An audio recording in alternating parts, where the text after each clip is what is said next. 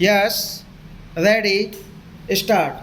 In the judgment, it is seen that the Supreme Court held it is the distributor who can refer the matter to arbitration and not the respondent, and as such set aside the judgment of the High Court, appointing the arbitrator. The issue before the Supreme Court was not with regard to whether there is any arbitration clause but who can invoke the arbitration clause. This judgment is not applicable to the fact of this case, having considered the judgments referred to by the learned counsel for the parties.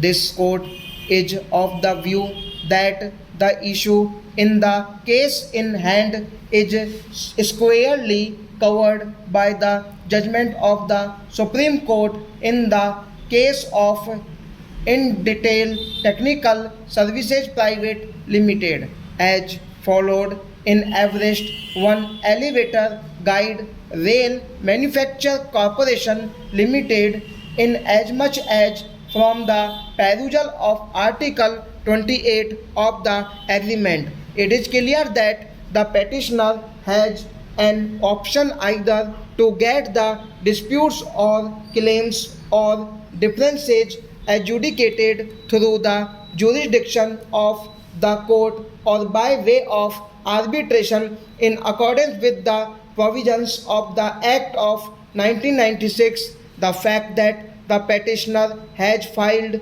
this petition, it must be held that it intends to get the disputes settled through the process of arbitration. It is also not the case of the respondent, either him or the petitioner had earlier invoked the jurisdiction of a civil court. I also find from subclause 2 of Article 28 the intention of the parties is to refer the disputes to the arbitrator with regard to any dispute concerning accounting matters, and one of the claims of the petitioner is of non-payment of management fees, which is an accounting issue. The objection raised by the learned counsel on the maintainability of the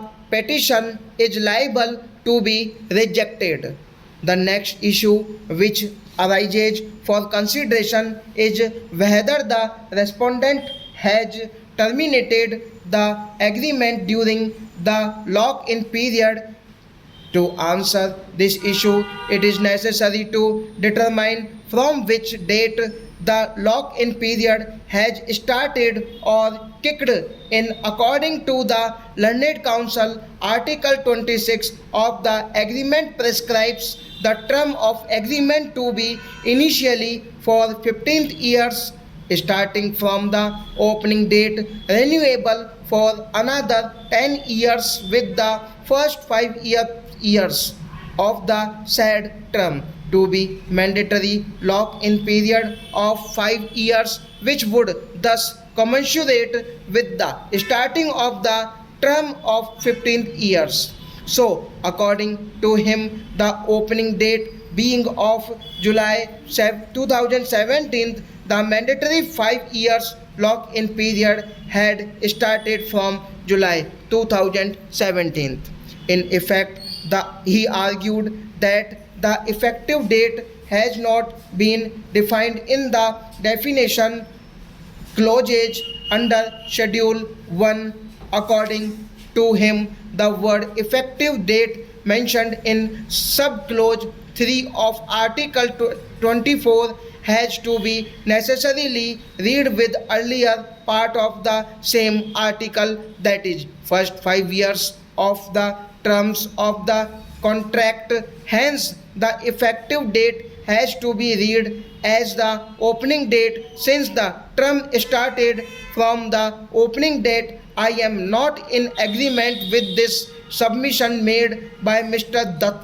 The date of the execution of the agreement, that is May 15, 2015, has been defined as the effective date, and subclause 3 of the Article 24 stipulated the lock-in period to be 5 years from the effective date, that is May 15, 2015. No doubt, Schedule 1 of the agreement, which defines words mentioned in the agreement, includes opening date to mean the date of commencement of the operation of the hotel for the purposes of receiving guests to be determined in accordance with Article 4 of this contract, but the submission of learned counsel that the agreement prescribes two dates, that is effective date and opening date, for the reason that since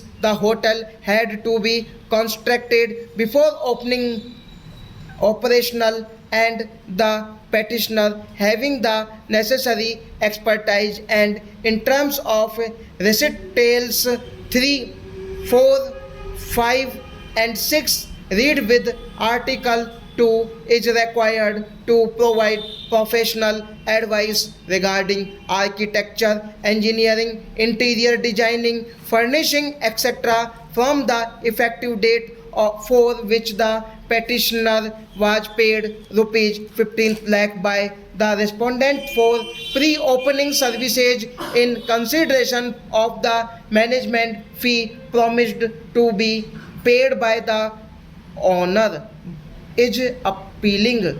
In substance, the plea of learned counsel is as certain obligations have been imposed on the petitioner to be performed during the construction of the hotel, which started immediately and continued till the hotel became operational. The lock-in period was stipulated from the effective date. In fact, I find it is the case of the petitioner itself in para 19th of the petition that it had expended considerable time and resources is giving technical inputs, detailing and designing inputs which the petitioner has acquired over a period of time towards the construction and execution of works in the hotel. It is also stated by the petitioner that the petitioner's technical